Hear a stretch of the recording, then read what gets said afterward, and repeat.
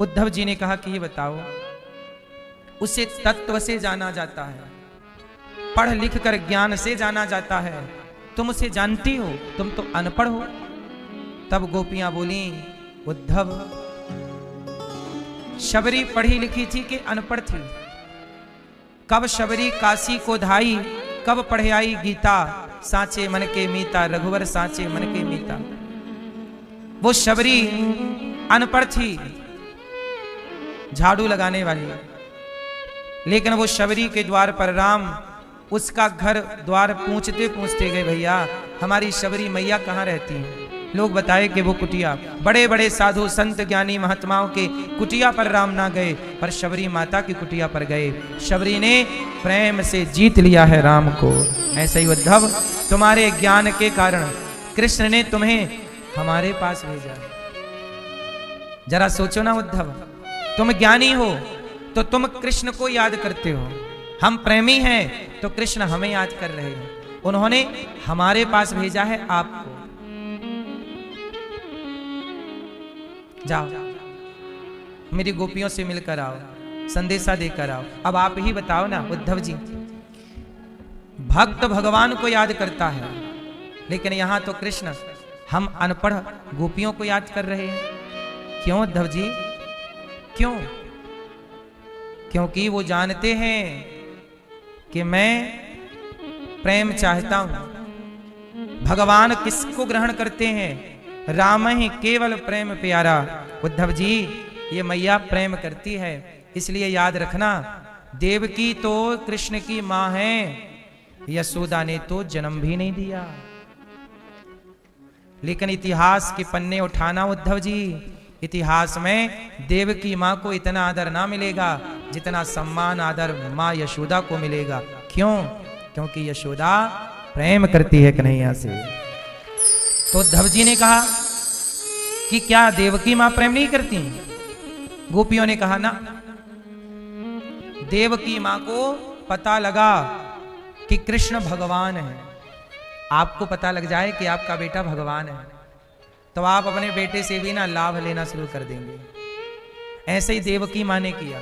देवकी मां को खबर लगी कि कृष्ण भगवान है मेरा बेटा, तो कन्हैया से कहा कि कन्हैया यहां आओ, बैठो। सुना है कि तुम भगवान हो, तुमने अपने गुरु जी का बेटा जीवित करके लौटाया है, तो हमारे भी पुत्रों को कंस ने मार डाला। जन्म लेते ही पत्थर पे पटकता जाता, मरते जाते। तुम भगवान हो, अपने गुरु जी के बेटे को तुमने लौटाया है, हमारा भी बेटा लौटाओ। अब मां की आज्ञा कैसे टालें? तो कन्हैया ने देवकी मां के मरे हुए वो 6 बच्चे जिन्हें कंस ने मार डाला था, वो 6 बच्चों को लौटा दिया जीवित करके। ये काम कौन कर सकता है? मरे को जीवित, इंसान के बस का नहीं है। तो यहां 2 बातें सिद्ध हो गई। पहला ये सिद्ध हो गया कि कृष्ण मनुष्य नहीं भगवान है, और दूसरा सिद्ध ये हो गया कि कृष्ण जैसे बेटे को पाकर भी क्या किसी और बेटे की जरूरत थी? जिसका बेटा जगत का पालनहार हो, क्या उसे पाकर भी किसी और बेटे की कामना हो सकती है? लेकिन देवकी मां कृष्ण जैसे पुत्र को पाकर कहती हैं कि हमारे वो पुत्र लाओ जो मर चुके हैं, क्योंकि तुम भगवान हो। तो भगवान से भगवान होने का पूरा पूरा फायदा माता देवकी ने लिया कि नहीं? बोलो हाँ। जबकि यशोदा को भी पता लग गया कि मेरा लाला भगवान है, इतना सा मुंह खोला, पूरा ब्रह्मांड दिखाया। मैया भी समझ गई कि मेरो लाला भगवान है। अब मैया चाहती तो भगवान का फायदा उठा लेती कि लाला तू हमें ये दे दे, वो दे दे। नहीं, अरे जब भगवान मिल गए तो भगवान से बड़ी कोई दौलत हो सकती है? यशोदा ने कृष्ण को ही दौलत माना, कृष्ण के अतिरिक्त कुछ ना चाहा। देवकी ने कृष्ण के अतिरिक्त भी कुछ चाहा, और जो भगवान के अतिरिक्त कुछ चाहता है वो बड़ा नहीं है, बड़ा वही है जो भगवान के सिवा कुछ ना चाहे। इसलिए यशोदा का पलड़ा भारी और देवकी मां का पलड़ा कमजोर। जबकि यशोदा मां के पास भगवान केवल लगभग 11 वर्ष रहे, जबकि देवकी मां के पास भगवान लगभग 100 साल रहे। देवकी मां के पास भगवान लगभग कितने वर्ष रहे? लगभग 100 साल। 100 साल देवकी माँ के पास रहे और 11 साल यशोदा माँ के पास रहे, फिर भी लोग यशोदा को समझते जानते हैं, देवकी को नहीं। क्यों? क्योंकि देवकी माँ के प्रेम में स्वार्थ है, यशोदा माँ के प्रेम में स्वार्थ नहीं है।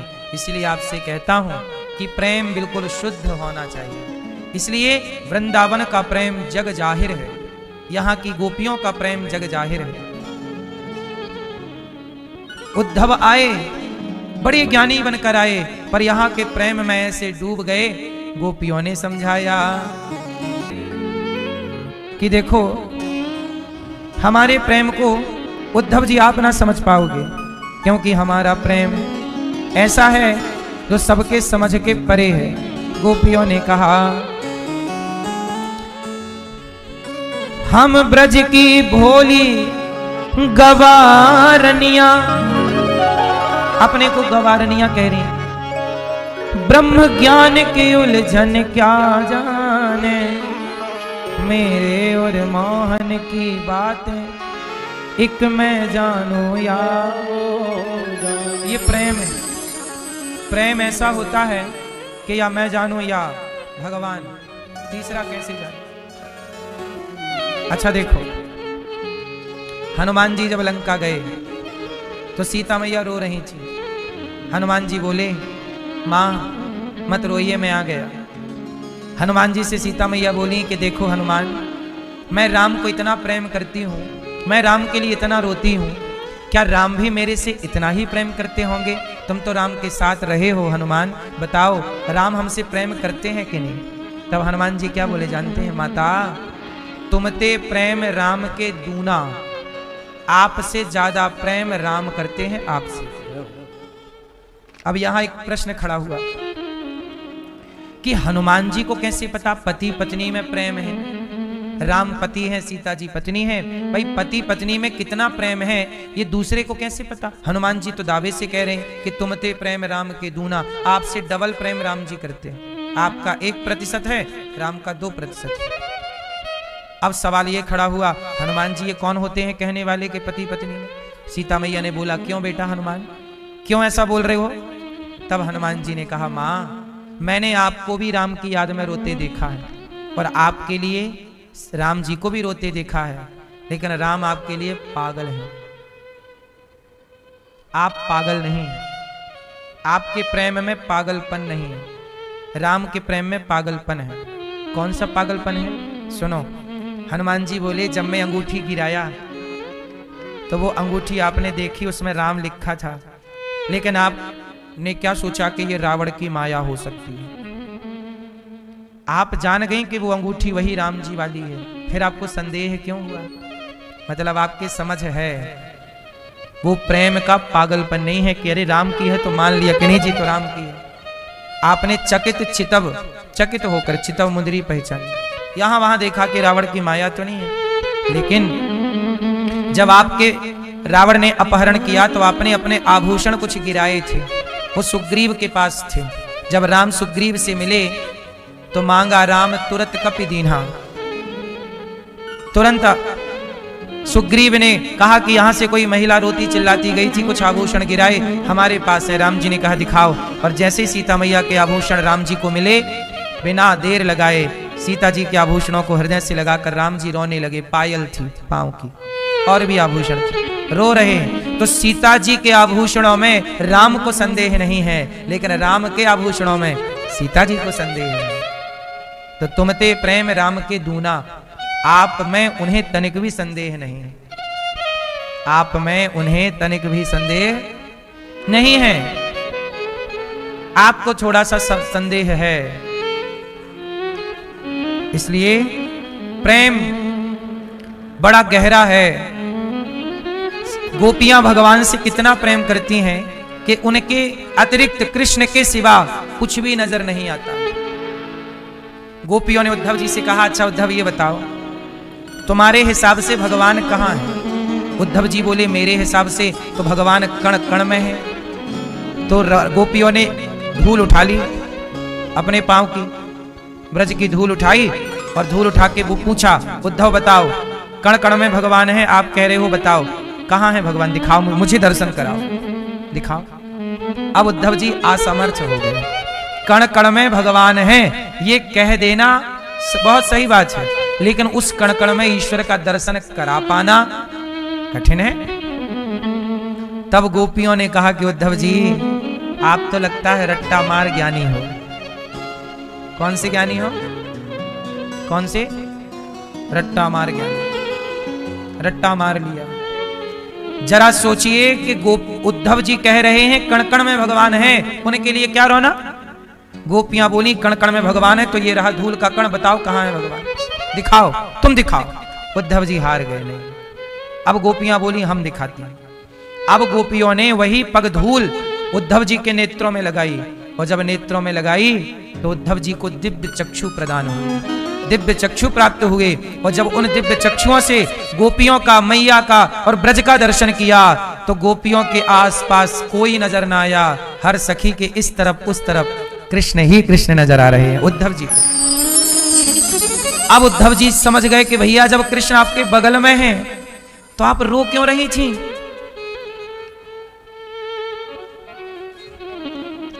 तब गोपियों ने उद्धव जी से कहा कि जब बच्चा पहली पहली बार चलता है तो मां बच्चे को चलाने के लिए उल्टा चलती है।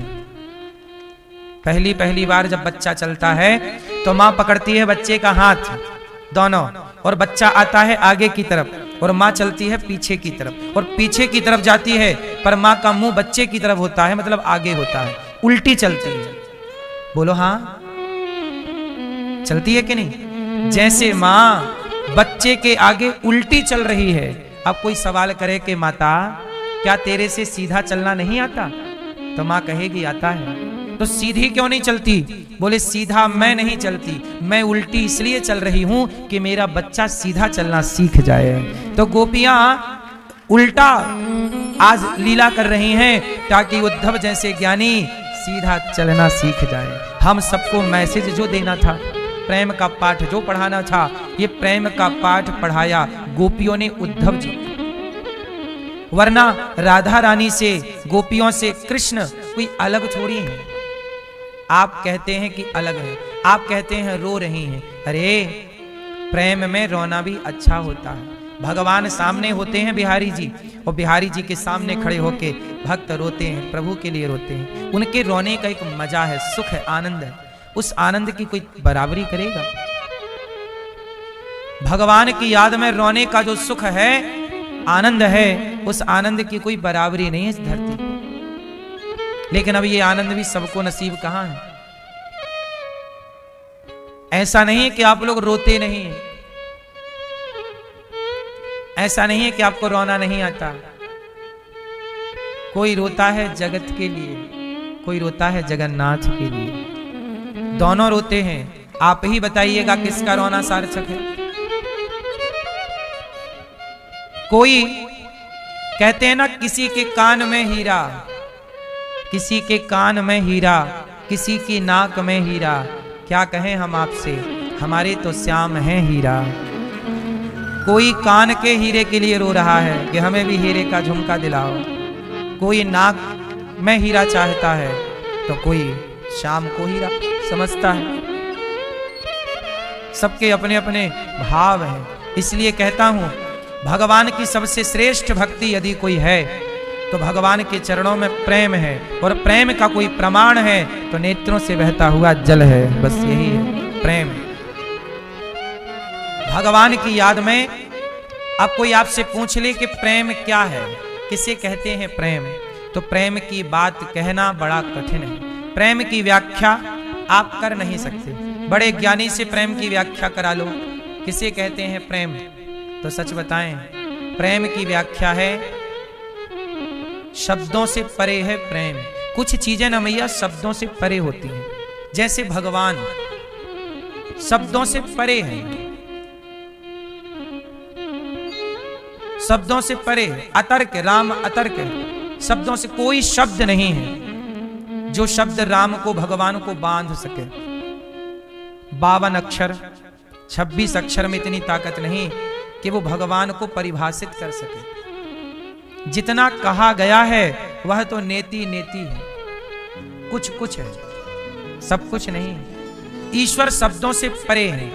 अब जैसे कुछ चीजें शब्दों से परे होती हैं, देखो कैसे। अब आप ही बताओ, आप अपने बेटे से प्रेम करती हो कि नहीं? माँ जितनी मैया बैठी हो, जितने पिता बैठे हो, आप लोग अपने बेटे से, और बच्चे भी बताएंगे, आप लोग अपनी माँ से, पिता से, बहन से, भाई से प्रेम करते हैं कि नहीं? आप सब लोग प्रेम करते हैं अपनी माँ से, पिता से, पत्नी से, पुत्र से, पुत्री से, करते हो ना? अब एक बात बताओ, जो प्रेम आप अपने बेटे से करती हो, एक दिन बेटा आए और आपसे पूछ ले कि माँ तुम हमसे प्रेम करती हो? माँ कहेगी बेटा बहुत प्रेम करती हूँ। तो बेटा पूछ ले कि प्रेम करती हो तो जरा बताओ कितना प्रेम करती हो। चलो भैया बताओ, क्या बताओगी? बेटा पूछ लेगा कि हमसे प्रेम करती हो या करते हो, तो जरा व्याख्या करो, क्या बताओगे? आपका प्रेम भी बताया नहीं जा सकता, प्रेम को महसूस किया जा सकता है। प्रेम है ना तो दिखाने का विषय है, ना तो बताने का विषय है, ना तो आंख देख सकती है और ना उससे कोई शब्द पिरो सकता है, बता सकता है। बता सकता है तो जरा बता दो, मुझे ही बता दो, क्या बताओगी? आपको वृंदावन में आनंद आया कि नहीं? 7 दिन आप रहे, 84 कोस की हमारे यजमान परिवार जी ने कथाएं सुनी, 7 दिन आज हो गए। हमारे श्री बाबूलाल कोका जी, मैया श्रीमती गीता कोका जी, इन्होंने 7 दिन, आज 7वां दिन इन्होंने कथा सुनी। अब ये जब घर जाएंगे ना, साथ में हमारे प्रज्ञा ठेठवार जी, प्रज्ञेश ठेठवार जी, इनके बेटी दामाद हैं। अब बाबूलाल जी और मैया गीता मैया से जब ये घर जाएंगे तो इनसे पूछेंगे, इनके पड़ोसी, इनके रिश्तेदार, कैसा लगा वृंदावन, कैसी रही कथा, कैसा लगा आपको? तो आप क्या बताओगे? अरे बहुत मजा आया, बहुत आनंद आया, बहुत अच्छा लगा। अब सोचिए 7 दिन जो आप लोगों ने आनंद लिया, उसे आप केवल एक लाइन में बोलोगे जाके, बहुत आनंद आया, बहुत। ये हो गया 7 दिन का आनंद, यही तो बताओगे आप लोग। वहां गए बहुत आनंद आया, वहां गए बहुत आनंद आया, इससे ज्यादा क्या बोलोगे? सच बताएं, इस आनंद की व्याख्या करने के लिए आपके पास कोई शब्द होंगे? जो आपने इन 7 दिनों में आनंद पाया, क्या उसके लिए कोई शब्द हैं आपके पास? बोलो मेरी मां, आप निःशब्द हैं, आप क्या हैं? चुप चुप हैं। यही प्रेम है। सोचिए कि वृंदावन का सुख आप बता ना पाओगे शब्दों से, तो भगवान कैसे हैं शब्दों से कौन बता पाएगा? किसमें इतनी ताकत है? कितना बताएगा? क्या बताओगे?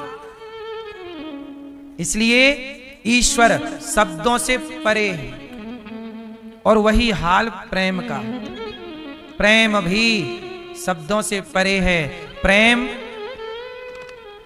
बताया नहीं जा सकता बोलकर, प्रेम तो केवल नेत्रों से दिखता है। इसलिए कहता हूं कि भगवान की याद में जब आप रोते हैं, भगवान के लिए तरसते और तड़पते हैं, और वो नेत्रों का जो जल है वही प्रेम की धारा है, वही प्रेम की धारा, और वही प्रेम की धारा से भगवान तृप्त होते हैं, वही प्रेम चाहते हैं, विशुद्ध प्रेम। सच बताएं, आपके लिए प्रेम में, अच्छा आपको इस संसार में कौन प्रेम करता है?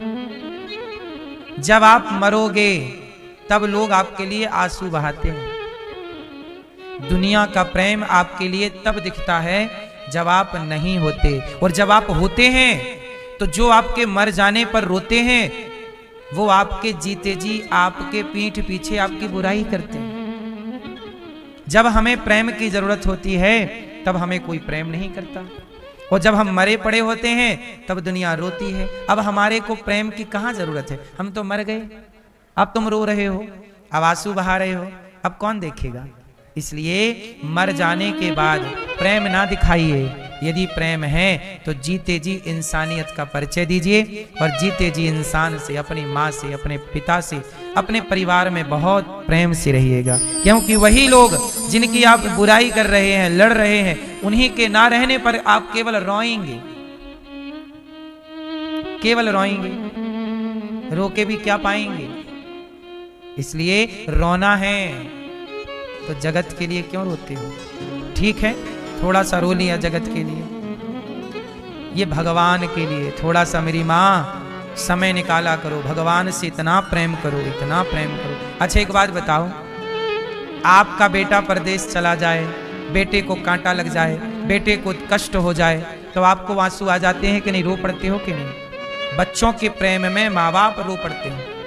कष्ट बच्चे को है, रो रही है माँ, रो रहा है पिता, ये प्रेम नहीं तो क्या है? बस यही है मेरी माँ।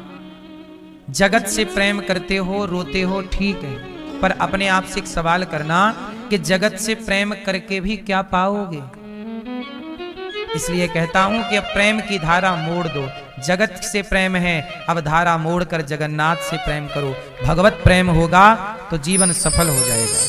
बहुत प्रेम हो गया जगत से, अब तो कर ही लिए। अब सुनो, अब आप जिनसे प्रेम करते हो ना, अब वो आपसे प्रेम नहीं करते। जब बच्चा छोटा होता है ना, वो अपनी माँ से बहुत प्रेम करता है, लेकिन वही बच्चा जब बड़ा हो जाता है, शादी हो जाती है, तो उसका प्रेम भी बट जाता है।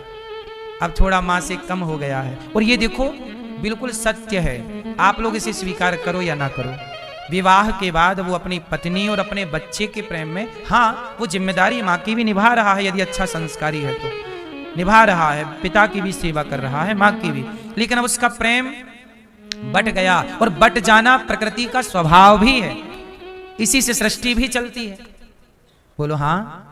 इसलिए धरती के इस अटल सत्य को आप क्यों बदलना चाहते हैं? आप चाहती हो कि मेरा बेटा मेरे से प्यार करता रहे, सारी जिंदगी प्यार करता रहे, सारी जिंदगी मेरी ही बात मानता रहे। आप ये उम्मीदें किए बैठी हो बच्चों से, जबकि ऐसा होता नहीं है। ना वो आपसे प्रेम करेगा एक टाइम के बाद, ना वो आपकी बात मानेगा एक टाइम बाद। ये सत्य है, विवाह के बाद हर संतान में बदलाव दिखता है, और ये बदलाव उसकी गलती से नहीं है, ये प्रकृति का स्वभाव है। अभी जैसे सर्दी आई ना, अब थोड़े टाइम बाद ना गर्मी आ जाएगी, फिर गर्मी आएगी, फिर बारिश आ जाएगी। मौसम भी तो बदलता है, सर्दी गर्मी, बारिश, सर्दी गर्मी, ऐसे ही है। लड़कपन में अलग मौसम होता है, जवानी का मौसम अलग है, बुढ़ापे का मौसम, 3 मौसम है ना, गर्मी, सर्दी, बारिश, हाँ कि ना? ऐसे 3 मौसम यहाँ भी है। लड़कपन का मौसम अलग है, लड़कपन में माँ बहुत प्यारी लगती है, पिता बहुत प्यारा लगता है। जवानी आई तो थोड़ा कम प्यारे लगते हैं माँ बाप, अब थोड़ा उनका बट गया, किसी से प्यार हो गया, अब उसके चक्कर में ऐसे पड़े कि अपनी माँ को छोड़ने तैयार हो जाते हैं लड़के। माँ को छोड़ दूंगा, बाप को छोड़ने तैयार हो जाती हैं लड़कियां कि मैं छोड़ दूंगी, मैं तेरे साथ रहूंगी या रहूंगा। बदलाव देख, आप खुद देख रहे हो, अंधे क्यों बने बैठे हो? और यही प्रकृति, इस सृष्टि का सत्य है। मौसम बदल रहा है, लड़कपन समाप्त होते ही जवानी का मौसम अलग होगा।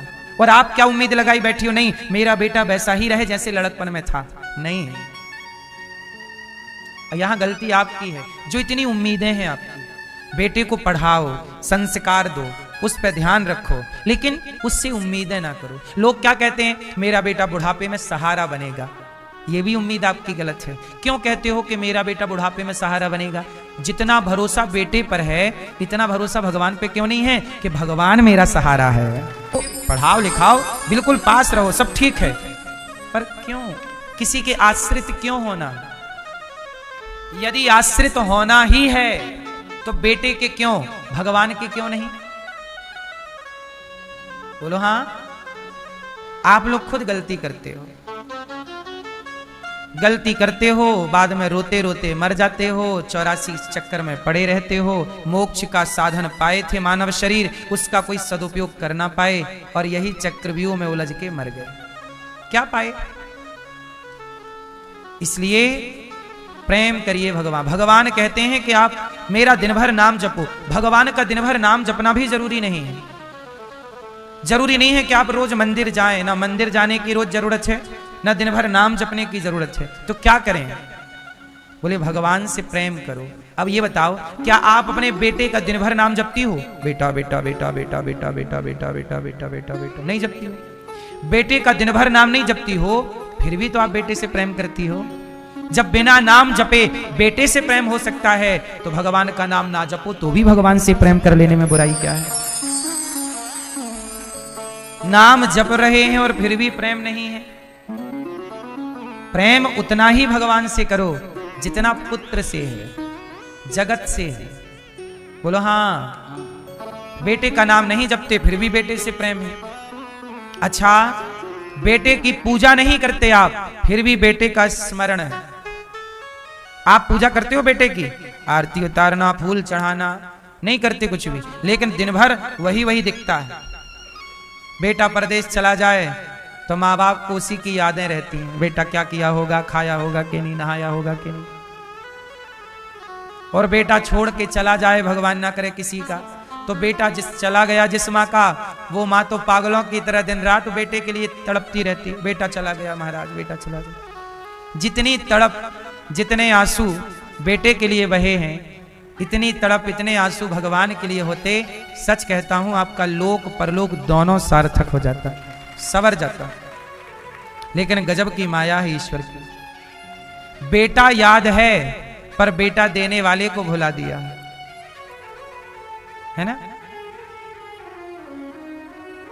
जीवन याद है, जीवन दिया किसने आपको? भगवान के अतिरिक्त कोई नहीं है आपका, ये याद रखो, अंतिम ज्ञान है। गोपियों ने उद्धव जी को ऐसे पढ़ाया, चरणों में गिर पड़े। गोपियां बोली अब जाओ मथुरा, बोले नहीं जाएंगे, हम वृंदावन रहेंगे। वृंदावन छोड़ के नहीं गए उद्धव जी। आज भी उद्धव जी लता पता बन के ब्रजवास कर रहे हैं। आज भी उद्धव जी, मैं वृंदावन छोड़ के नहीं जाऊंगा। उद्धव जी चरणों में गिर पड़े। राधा रानी, जिन गोपियों को गंवार कह रहे थे, अज्ञानी अनपढ़ मूर्ख कह रहे थे, उन मूर्ख गोपियों के पांव में गिर पड़े हैं। मूर्ख कौन है? आप बताओ, मूर्ख कौन है? जो भगवान से प्रेम नहीं करता वो मूर्ख है, कि जीवन पाके भी व्यर्थ गवा रहा है। जिसने हरि से प्रेम ना किया वो मूर्ख है, और जिसने शरीर पाकर, मानव चोला पाकर जो ईश्वर से प्रेम कर रहा है, भगवान के लिए तड़प रहा, रो रहा, वही ज्ञानी है। जिसकी आंखों में भगवान के लिए आंसू हैं वो ज्ञानी है। और जो जगत के लिए रो रहा है, एक मैया आई गुरुजी, कथा सुनती जाएं, रोती जाएं, रोती जाएं। गुरुजी को लगा कि बहुत अच्छी कथा इन्होंने सुनी है, बड़ा प्रेम उमड़ा है, भगवान के लिए रो रही हैं। तो गुरुजी ने पूछा, मैया काहे रो रही हो? गुरुजी बोले, क्यों रो रही हो? मैया बोली, गुरुजी जो आपकी दाढ़ी है ना, लंबी लंबी, आपकी दाढ़ी देखती हूँ तो मेरे बकरे की दाढ़ी मुझे याद आ जाती है। मेरे घर में एक बकरा था, उसकी दाढ़ी भी बिल्कुल आपकी, उसके बाल भी ऐसे ही थे आपकी तरह। तो जब आप ऐसे ऐसे करते हो, आपके बाल दाढ़ी के हिलते हैं, तो हमें वो बकरे की याद आ जाती। लो भैया, साधु जी को लगा कि भगवान की याद में रो रही होंगी, बैठी कथा में हैं, रो भी रही हैं, पर बकरे की याद में रो रही है। तो भगवान अपनी याद भी सबको नहीं देते। ये याद रखिएगा कि भगवान अपनी याद भी सबको, अपना स्मरण भी सबको नहीं देते। भगवान का स्मरण भी वही करते हैं, भगवान की याद में भी वही रो सकते हैं जिन पर भगवान कृपा करते हो। बिना कृपा के प्रेम नहीं मिलता। एक बात समझ लीजिएगा, एक होती है भक्ति और एक होता है प्रेम। ये दोनों एक हैं कि अलग अलग हैं? क्या अंतर है? भक्ति बहुत लोगों को मिल जाती है, पर प्रेम सबको नहीं। भक्ति कर रहे लोगों को भी प्रेम नहीं मिलता, कुछ लोगों को। अच्छा एक बात बताओ, विभीषण को भक्ति मिली कि नहीं? बोलो हाँ, बोलो हाँ। विभीषण को भक्ति तो मिली, और भक्ति के बल पर राम भी मिल गए। पर हनुमान जी को भक्ति मिली कि प्रेम मिला? बोलो। भरत जी को भक्ति मिली कि प्रेम मिला? भक्ति के अधिकारी बहुत हैं, पर प्रेम के अधिकारी, अब देखो ना, विभीषण पर कृपा तो हुई भक्ति के बल पर जितना प्रेम हनुमान जी को मिला। विभीषण को लंका का राजा बनाए भगवान, ये उनकी भक्ति का प्रभाव था। हनुमान जी को भी तो भगवान राजा बना देते। बोला भी कि बनाऊं, बोल कहां का हनुमान जी, कहां का बनाओ? हनुमान जी बोले नहीं। आपने विभीषण को एक पद दिया है लंका का, मुझे आप अपने दोनों चरण, मतलब दोनों पद दे दीजिए, मुझे चरणों से दूर ना कीजिए रघुनाथ जी, मुझे 2 पद चाहिए। दो पद मतलब दोनों चरण, राम के चरण। प्रेम आज भी मंदिरों में विभीषण साथ नहीं है, हनुमान जी साथ है। बोलो हाँ। तो भक्ति तो विभीषण को भी मिली पर प्रेम नहीं मिला। कर गए भगवान द्वारिका पहुंचे और द्वारिका में भगवान कृष्ण ने रुक्मणी जी से विवाह किया। ये भगवान के विवाह की चर्चाएं कल हमने विस्तार से बताया था। विवाह इतने सारे क्यों किए? क्योंकि ये सब ऋषि मुनि हैं, सब कुछ स्वीकार कर रहे हैं। भगवान का पहला विवाह रुक्मणी जी से हुआ, दूसरा विवाह जामवंत की बेटी जाम्बवती से, तीसरा विवाह सत्यभामा से, चौथा विवाह यमुना जी से, पांचवा मित्रविंदा से, छठवां विवाह सत्या से, सातवां विवाह भद्रा से, आठवां विवाह लक्ष्मणा से। भौमासुर नाम के दैत्य को मार करके 16,108 विवाह करते हैं भगवान। भौमासुर नाम का एक दैत्य था, उसने 16,100 कन्याओं को बंदी बना लिया। तब भगवान ने क्या किया? उन 16,100 कन्याओं को भौमासुर से मुक्त कराया और कहा कि अपने अपने घर जाओ। उन कन्याओं ने कहा कि अब हम कहां जाएं आपके सिवा। तो जिन नारियों से कोई विवाह ना करता, अब तो पराए राजा ने चुरा लिया ना नारियों को, 16,100 कन्याओं को, अब उनसे विवाह कौन करता? तो जिन्हें समाज स्वीकार नहीं कर रहा था, उन नारियों को भगवान ने पत्नी के रूप में स्वीकार करके उन पर कृपा की। ये भगवान है, ऐसे भगवान।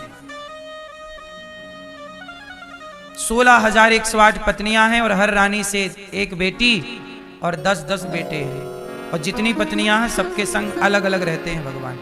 मतलब 16,108 रूपों में कन्हैया रहते हैं। कन्हैया ने भी अपने रूप कितने बनाए? 16,000, और सबके संग एक साथ रहते हैं। ये कौन कर सकता है? इसलिए ये भगवान की लीला। अब कुछ लोग क्या कहते हैं कि भगवान ने इतने सारे विवाह कर लिए। भाई तुम्हारे बस में हो तो तुम भी कर लो, तुम्हारे बजट में हो तो। एक का तो खर्चा उठा नहीं पा रहे हो, 2-3 आ गई तो क्या कर पाओगे? साड़ी नहीं खरीद पाओगे। तुम्हारी 1,000 पत्नियां होती तो सोचो तुम आलू कितना खरीदते, टमाटर कितने लाते? बोलो हाँ। तुम 1,100 पत्नियां नहीं रख सकते, 100 का खर्चा उठा सकते हो आप? चलो थोड़ी देर के लिए सोच लो कि आपकी 100 पत्नियां हों या हो जाएं, 100 पत्नियों का खर्चा उठा लोगे हैं?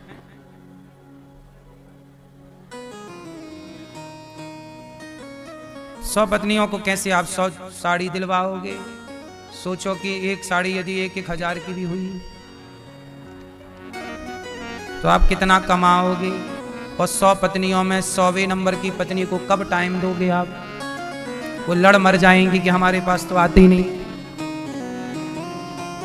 बोलो हाँ, तुम्हारी बस का नहीं। मुगलों के टाइम पर राजाओं की पत्नियां सुनी है कि किसी की 10 है, किसी की 20 है।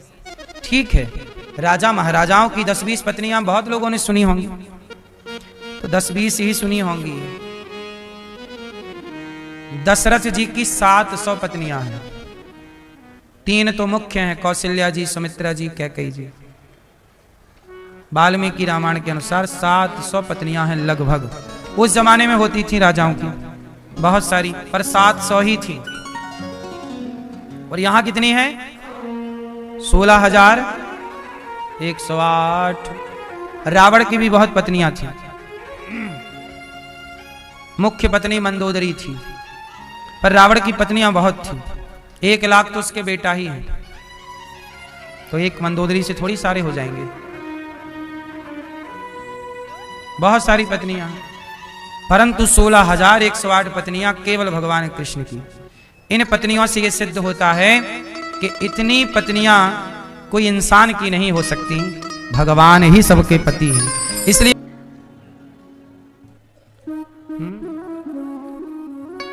जो आपके अपने मुन्ना लाल हैं वो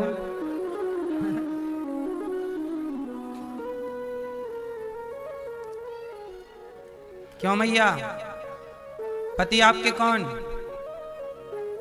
ये वो आपके गणपत। गए। ये जो आपका पति यहां मिला है मंगलसूत्र वाला, ये पति देखो जगत के पति है, यहां के लिए कुछ टाइम के लिए। आपके परमानेंट प्राणों के पति कौन? ये पति तो देखो यहां मिले हैं कुछ समय के लिए, पर प्राणों के पति को पति किसे कहते हैं? जो रक्षा करे उसे पति कहते हैं। पारक्षण धातु से पति बनता है। जो रक्षा करे वो, जैसे राष्ट्रपति जो राष्ट्र की रक्षा करे वो राष्ट्रपति, सेना की रक्षा करे तो सेनापति, और जो आपके रोटी और घर गृहस्थी की रक्षा करे वो आपका पति, और जो आपके प्राणों की रक्षा करे वो प्राणपति भगवान। आपके प्राणों के रक्षक कौन है? जो सांस ले रहे हो, छोड़ रहे हो, ये सांसों के प्राणों के पति तो भगवान। वो भगवान ना होए तो हम सांस कैसे लें? फिर ये तुम्हारा वाला पति सांस दे देगा? ये नहीं देगा सांस। इसलिए सबके पति तुम हो एक अगोचर, सबके प्राण सबके पति भगवान है। इसलिए अच्छा ये बताओ, आपके ये वाले पति आपको कब मिले? 20 साल बाद, 25 साल बाद, शादी जब हुई 20 साल, 25 साल, 30 साल, तो जीवन के 20 साल बाद पति मिले। और पति मिले तो आपकी शादी की सालगिरह आ गई। महाराज जी आज हमारी 50वीं सालगिरह है। आप लोग बताइए, आपके मोहल्ला पड़ोस में किसी की 60वीं सालगिरह मनाई? 60वीं? किसी ने सुना कि हमारी ये 70वीं सालगिरह है? काय मैया सुना? 50वीं सालगिरह तक तो सुनने में आता है, 60वीं भी हो सकती है, पर 70वीं बहुत कम। ढूंढ लो तो कोई करोड़ों में, कोई लाखों में। क्यों भैया? इसका मतलब ये हुआ कि जो आपकी पत्नी और आपका पति है, ये केवल आपके 60, 50, 60, 70 साल का साथी है, अधिक से अधिक 70 साल। सही है? इसके बाद तो ये पत्नी और ये पति भी टाटा बाय बाय कह के चला जाएगा। जब ये पति नहीं था तब भी ये पति साथ था, और जब ये पति नहीं रहेगा तो भी ये पति साथ रहेगा। ये पति तो जिंदगी के साथ का है, और उसमें भी जिंदगी के पहले पड़ाव पर नहीं था और आखिरी पड़ाव पर नहीं रहेगा। लेकिन कन्हैया तो जिंदगी के साथ भी और जिंदगी के बाद भी। तो जो साथ में और बाद में दोनों में हैं, उनसे आप संबंध रखते नहीं, उनसे आप नाता जोड़ते नहीं, उन्हें भूल जाते हैं आप। इसलिए मैया काम करना जरूर, गृहस्थी निभाना जरूर, भगवान को ना भुलाना, है ना। 16,108 पत्नियां भगवान की हैं और सुंदर सी गृहस्थी भगवान की। इसके बाद भगवान अपनी पत्नियों के संग बड़े प्रेम से मुस्कुरा रहे हैं, खेल रहे हैं। गृहस्थी कैसी निभानी चाहिए? आज हम खोएं क्यों, और जिन घड़ियों में हंस सकते हैं उन घड़ियों में रोएं क्यों? गाए जा मस्ती के तराने, ठंडी आहें भरना क्या, मौत आएगी तो मर भी लेंगे, मौत से पहले मरना क्या। मुकद्दर का लिखा मिटता नहीं आंसू बहाने से, मुकद्दर का लिखा मिटता नहीं आंसू बहाने से।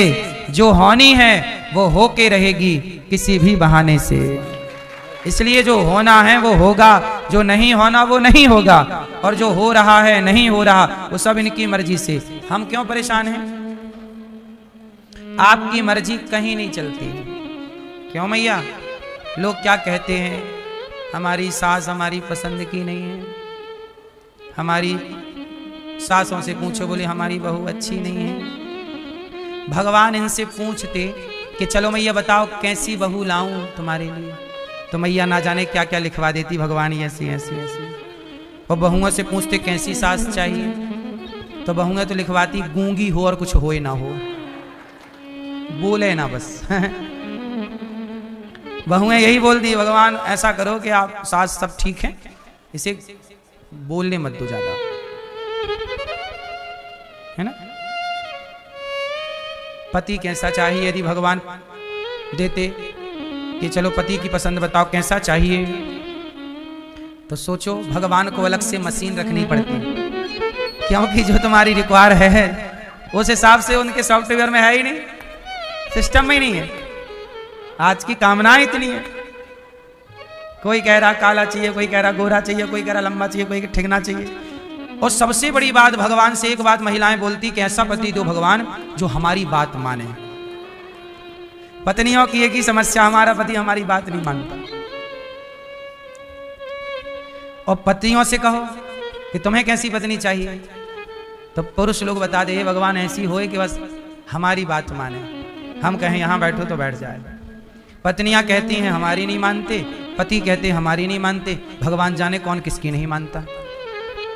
और झगड़ा इसी का है कि हमारी नहीं मानते, हमारी नहीं सुनते। इसलिए हम कहते हैं कि भगवान एक टाइम बाद तुम्हें बहरा कर देता है, लेकिन तुम हो कि मशीन ठूस के फिर सुनती हो पड़ोसन में क्या चल रही है। हाँ? भगवान कहते हैं कि इस प्रपंच से दूर रहो, इसलिए बहरा कर दिया, लेकिन नहीं, पड़ोसन की भी बात सुनेंगे मशीन की वॉल्यूम तेज करके, दूर का सुनाई पड़ने लगता है फिर। हाँ? इसलिए जिंदगी बिंदास जीना चाहिए, जैसा मिला है जीवन साथी। देखो ऐसा है, देखो बबूल के बगीचे में आप गए, माना कि बबूल के जंगल में गए, अब आपके पास ऑप्शन नहीं है कि आप जंगल चेंज करें, इसलिए बबूल के जंगल में गए हो तो बच बच के चलना ही समझदारी है, क्योंकि जंगल आप बदल नहीं सकते।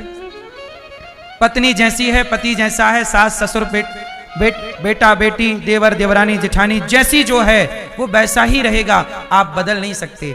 इसलिए उन्हीं के संग जीने की आदत बना लो और उस हाल में भी खुश रहो, क्योंकि परिस्थितियों को आप बदल नहीं सकते, लेकिन उस हाल को भी आप बेहतर जी सकते हैं यदि समझ है तो ये बातें हैं, और समझ ही नहीं है तो फिर ये बातें आप पे लागू नहीं होंगी। क्यों जी? राम को वनवास जाना है, बोलो हाँ।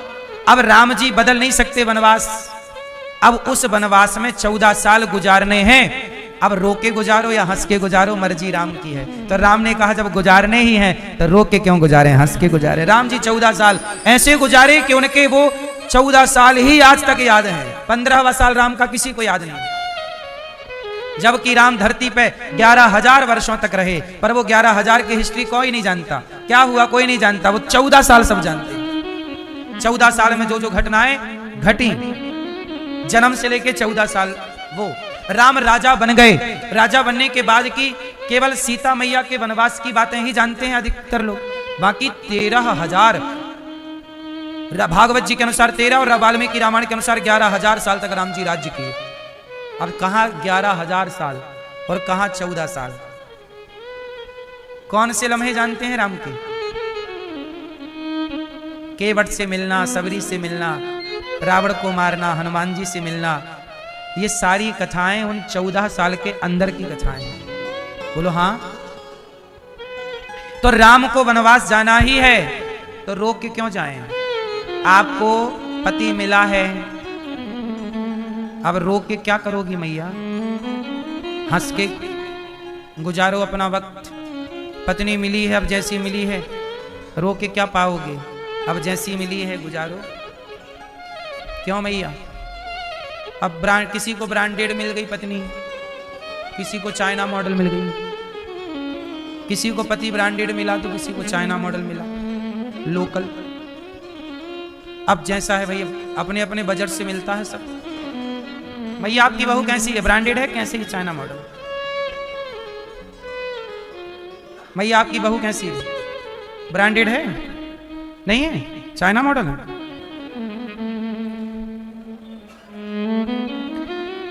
जो मिला है, जैसा मिला है, अमीरी मिली है, गरीबी मिली है, हर परिस्थिति आप निर्मित नहीं करते, ये याद रखिएगा।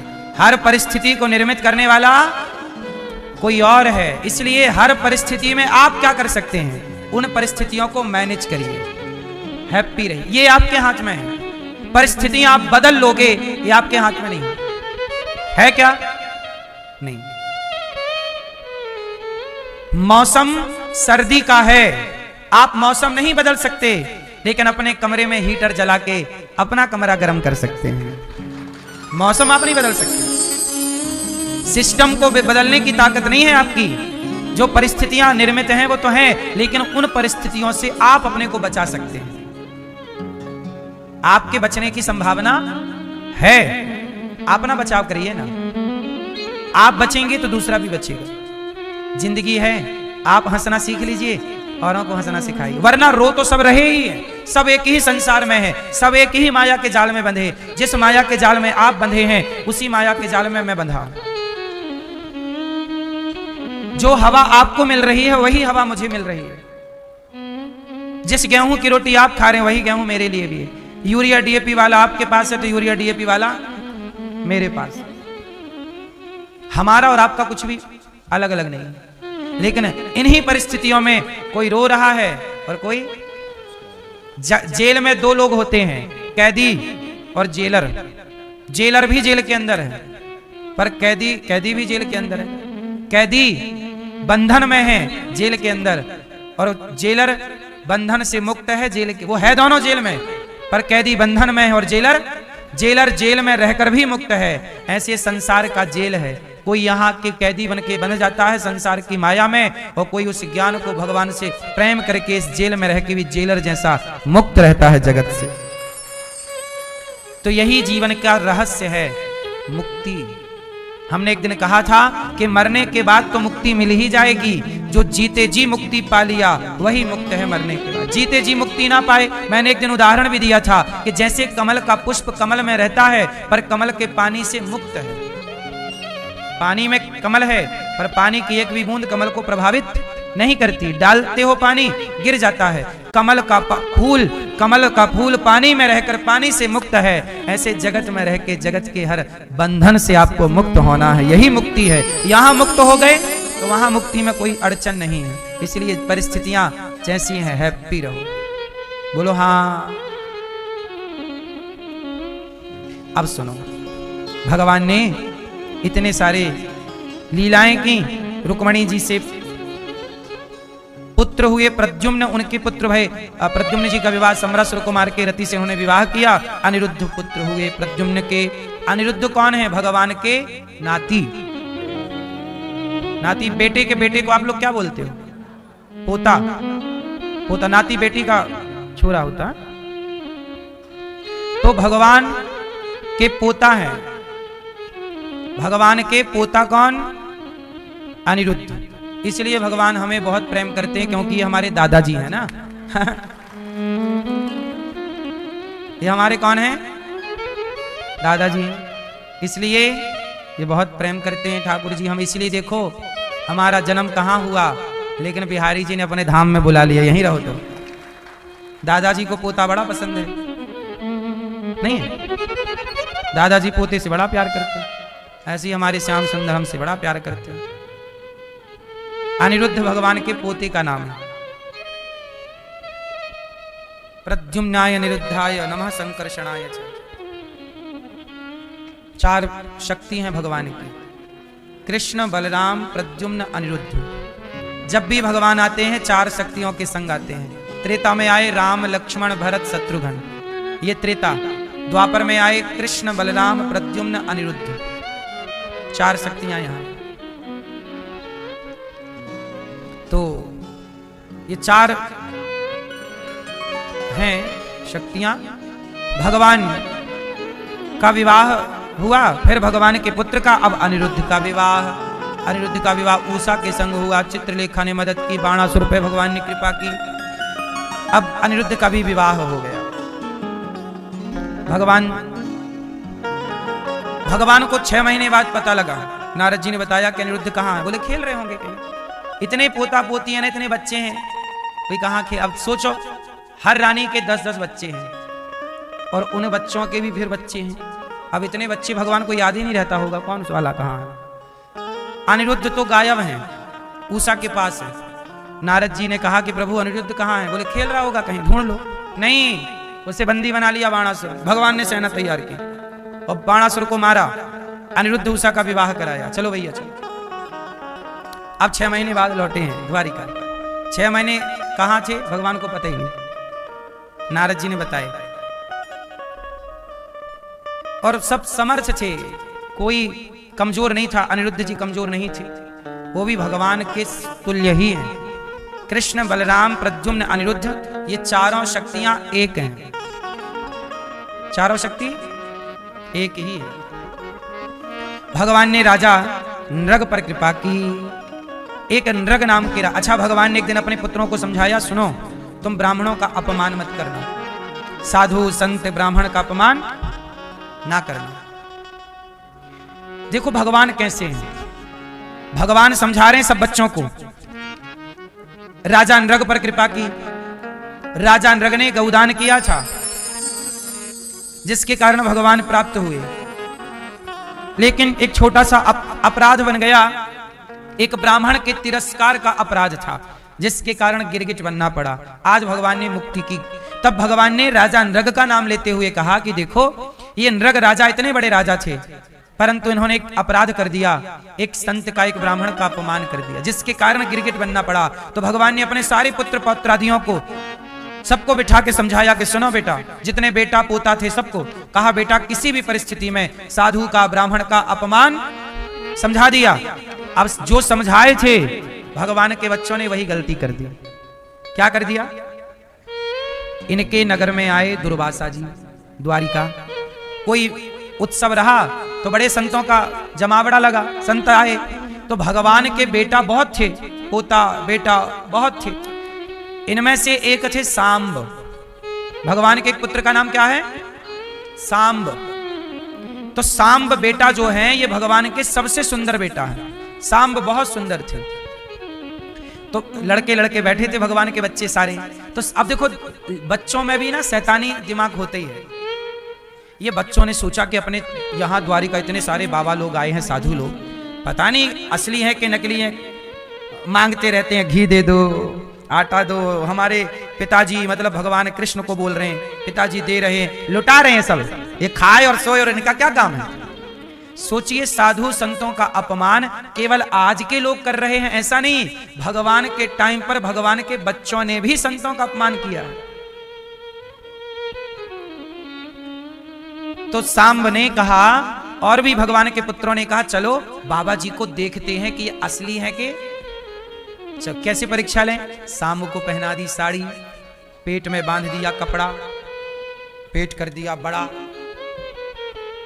और पेट बड़ा करके दुल्हन बना के घूंघटा लेके गए। और बाबा दुर्वासा जी से बोले, बाबा जी हमारी बहू है, शादी के अभी 1-2 साल भये हैं, गर्भवती है, आप बताने की कृपा करें कि पेट में छोरी है कि छोरा है, कुड़ी है कि मुंडा है, लड़का है कि लड़की है। अब दुर्वासा जी समझ गए कि भाई ये तो भगवान के पुत्र हैं, इतने बड़े भगवान के इतने बड़े बेटा, लेकिन ये रास्ता भटक गए।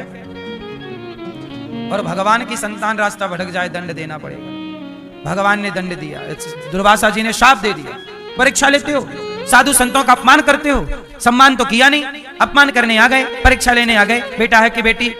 अरे ये कोई लड़की ही नहीं है, ये कोई बहू नहीं है, ये तो सांब है, सांब। लड़के को तुमने लड़की बना रखा है, जाओ, इसके पेट में ना बेटा होगा ना बेटी, तुम्हारे वंश का नाश करने वाला मूसल होगा। लो भैया, कपड़ा हटाया, उस सांब के पेट से सचमुच मूसल निकला। अब शाप तो शाप है, मूसल निकला तो ये सारे बच्चे डर गए। और जब डरे तो उन्होंने क्या किया, उस मूसल को पत्थर में घिसा, तो घिसा तो चूरा हो गया, चूरा करके समुद्र में फेंक दिया। आखिरी घिसते घिसते एक जरा सा हिस्सा बचा। आप कुछ भी घिसोगे जरा सा इतना सा रह जाएगा, तो वो इतनी सी कील वो भी समुद्र में फेंक दी। संयोग से वह कील एक मछली निकल गई, चूंकि छोटी थी कील तो मछली के पेट में रह गई। मछुआरे ने मछली को पकड़ा और बाजार में बेचा, फाड़ा, तो उसके पेट से कील निकली। तो जरा नाम के व्याध ने अपने बाण में वही कील सजा ली और उसी कील से, उसी बाण से भगवान के चरणों में उसने बाण मारा। संत का शाप कहां जाए? और भगवान कृष्ण के जितने भी पुत्र पौत्र आदि थे, सारे लोग आपस में लड़के समाप्त हो गए। आपस में क्या हो गई? लड़ाई। विनाश तभी होता है जब हम आपस में लड़ जाएं।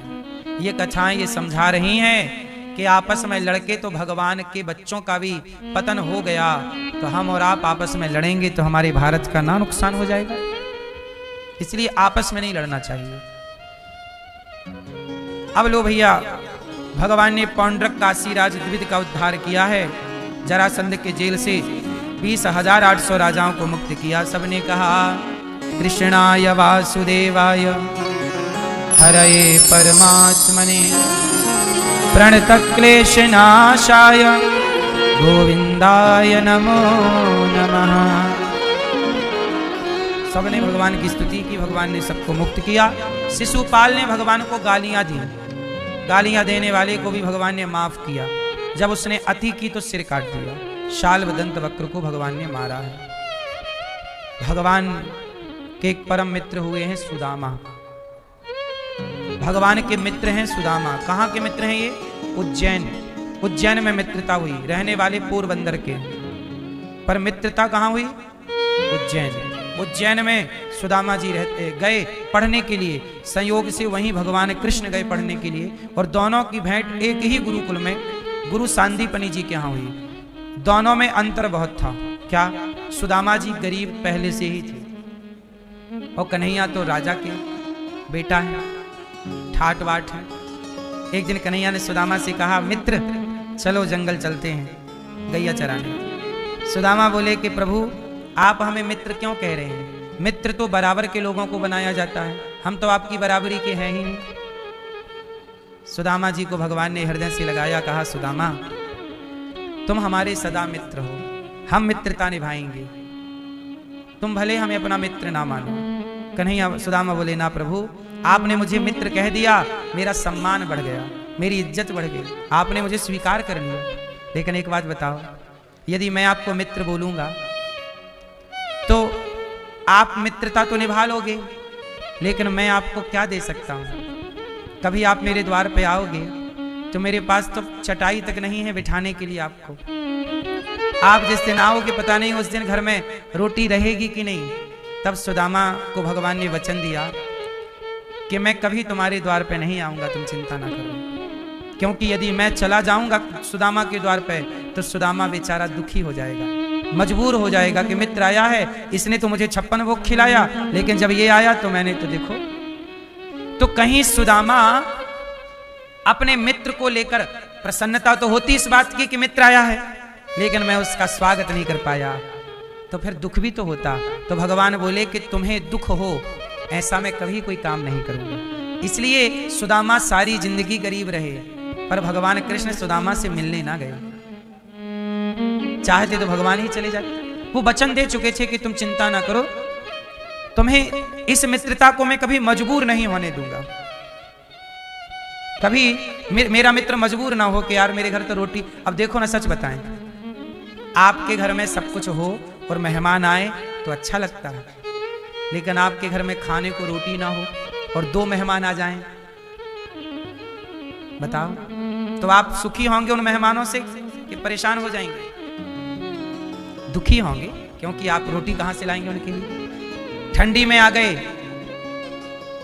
आपके पास रजाई भी नहीं है, कंबल भी नहीं, क्या उड़ाओगे उन्हें?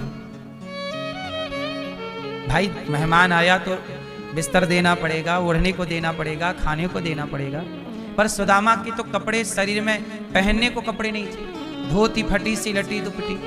और सुदामा भी ऐसे कि भगवान कृष्ण ने कहा कैसा करो मित्र सुदामा, तुम्हें मैं देता हूं, मैं सब कुछ देता हूं। ये तब की बात है जब उज्जैन में थे।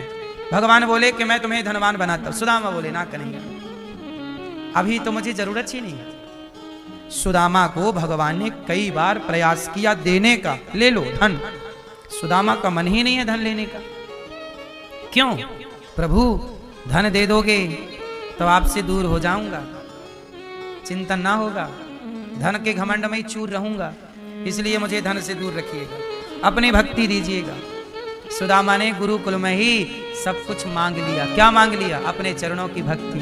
हे कन्हैया तुम वचन दो कि मैं तुम्हें किसी भी परिस्थिति में ना भूलूं, सदा मेरी वाणी तुम्हारा नाम जपती रहे, मेरे हृदय में प्रभु आपके चरणों में अखंड प्रेम रहे, कोई दौलत ना चाहिए। आपसे प्रेम है, इससे बड़ी दौलत क्या हो सकती है। इसलिए सुदामा के प्रेम का मूल्य चुकाने के लिए, देखो जी, अमीरी है और फिर सब कर रहे हो आप, और सुदामा जैसी गरीबी में भी 4 दिन चूल्हा ना जले सुदामा का, उस परिस्थिति में भी भगवान को याद रखना ये कठिन है कि नहीं। आप यदि एक दिन भूखे रह जाओ ना मेरी माँ, तो लोग क्या बोलते हैं, भूखे भजन ना होए गोपाला, ले लो अपनी कंठी माला, यही ना बोलते हैं।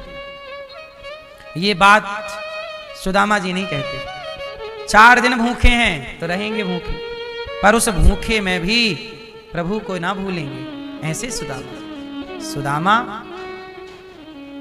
किसी गरीबी का नाम नहीं है। सुदामा एक निश्चल प्रेम का नाम है। आज भी बहुत लोग ऐसे हैं जो भूखे सोते हैं, सुदामा जैसी हालत है। लेकिन सुदामा जैसी परिस्थिति तो है, लेकिन उस परिस्थिति में प्रेम सुदामा जैसा नहीं है। हालात तो सुदामा जैसे हो सकते हैं, पर वो प्रेम कहां से लाओगे। इसलिए हालात का नाम सुदामा नहीं है, प्रेम का नाम सुदामा है। वो प्रेम है कि कुछ ना है खाने को, फिर भी कृष्ण। पत्नी सुशीला क्या बोली, दिन भर तो कृष्ण कृष्ण रटते हो, आज 4 दिन हो गए चूल्हा नहीं जला, बच्चे चिल्ला रहे हैं माँ भूख लगी है। सुदामा जी बोले, सुशीले आज और कह दो बच्चों को कि पानी पी के सो जाएं, कल कुछ भिक्षा मिलेगी।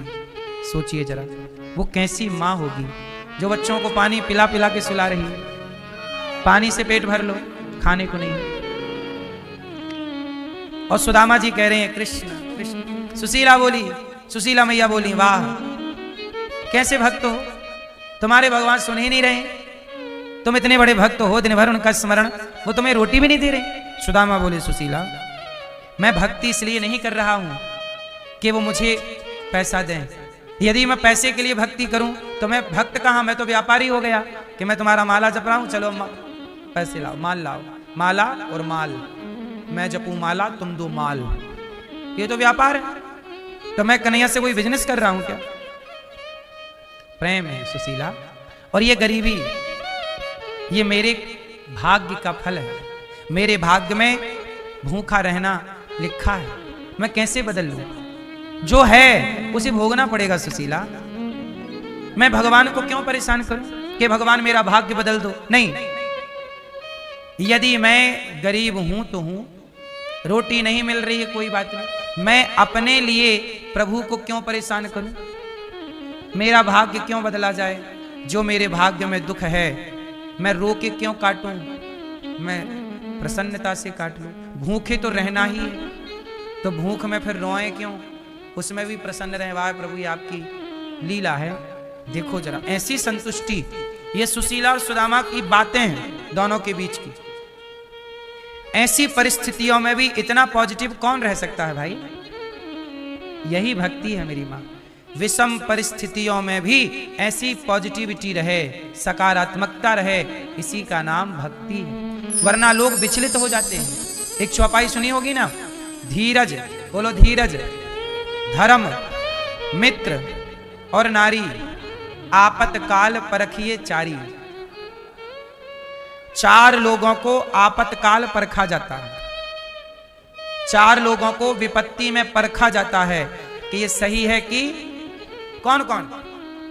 धैर्य, धीरज, मैं कितना धैर्यवान हूं ये आपको तब पता लगेगा जब मेरे जीवन में संकट आएगा, और उस संकट में भी मैं धैर्यवान, धैर्यता का परिचय दूं, तब मेरे धैर्य की परीक्षा होगी। अभी तो मैं धैर्य रखा हूं क्योंकि अभी मेरा पेट भरा है, पर मैं 4 दिन भूखा हूं, और भूखे रह के भी मैं आपके साथ अच्छे से बिहेव कर रहा हूं, व्यवहार कर रहा हूं। मैं भीतर से दुखी परेशान हूं, फिर भी मैं अपने काम ठीक कर रहा हूं, ये धैर्य है। वरना आदमी विचलित हो जाता है। एक दिन किसी को नाश्ता ना मिले, एक दिन किसी को भोजन ना मिले, देखो तांडव चालू होता है। एक दिन तनिक किसी प्रकार से किसी को कष्ट उठाना पड़ जाए, लोग विचलित हो जाते हैं, तनिक भी समझौता नहीं करते। पलंग में सोना है तो पलंग में ही सोएंगे, जमीन पर नहीं सो सकते। धैर्य, विषम परिस्थिति में धैर्य की पहचान होगी, धीरज। आप कितने धैर्यवान हैं। देखो अभी कुछ महीनों पहले भारत की तमाम मीडिया ने मुझे कितना गलत गलत बोला। हमने लिव इन का विरोध किया था और वो लोग बोल रहे थे कि आप लिव इन का विरोध क्यों कर रहे हैं। इतना कुछ बवंडर हुआ, लेकिन हमने अपने धैर्यता से अपने धैर्य पूर्वक अपना कार्य किया। इस विपत्ति में भी धैर्य क्यों गवाएं। लोग हमें गालियां दे रहे हैं तो देते रहो, हम क्यों बोले। इसलिए हमें कोई गाली भी देता है हम रिप्लाई नहीं करते। आप लोग सीखिए इन सब चीजों से। भगवान कृष्ण ने शिशुपाल की 100 गालियां सही, ये धैर्य है। तो विपत्ति में धैर्य काम करता है। तो परीक्षा कब, धीरज, धर्म। आप कितने धर्मात्मा हैं। धर्म की परीक्षा भी विपत्ति में होगी। हमारे यहां मुगलों ने तलवारें रखी गर्दनों में और कहा कि धर्म छोड़ दो, मर गए। गुरु गोविंद सिंह जी के 2 बच्चों को दीवार में जिंदा चुनवा दिया गया। छावा को पकड़ के चमड़ी नोच ली गई, पूरी चमड़ी उधेड़ दी गई और बोला गया कि तुम धर्म बदल लो। छावा ने कहा साहब मार दो, मर जाएंगे। स्वधर्मे निधनम श्रेयः पर धर्मो भयावह। मर गए हमारे, शहीद हो गए, बलिदान दे दिया, पर अपने धर्म का परित्याग नहीं किया। धीरज, धर्म विपत्ति के समय, वरना तलवार देख के आदमी डर जाए वो छोड़ दे, लेकिन नहीं। छावा की तो देखा ना,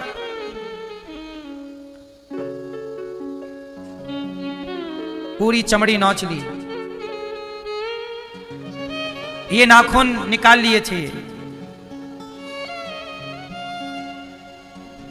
लेकिन धैर्य नहीं छोड़ा, धर्म नहीं छोड़ा। तब ना देश आजाद हुआ है।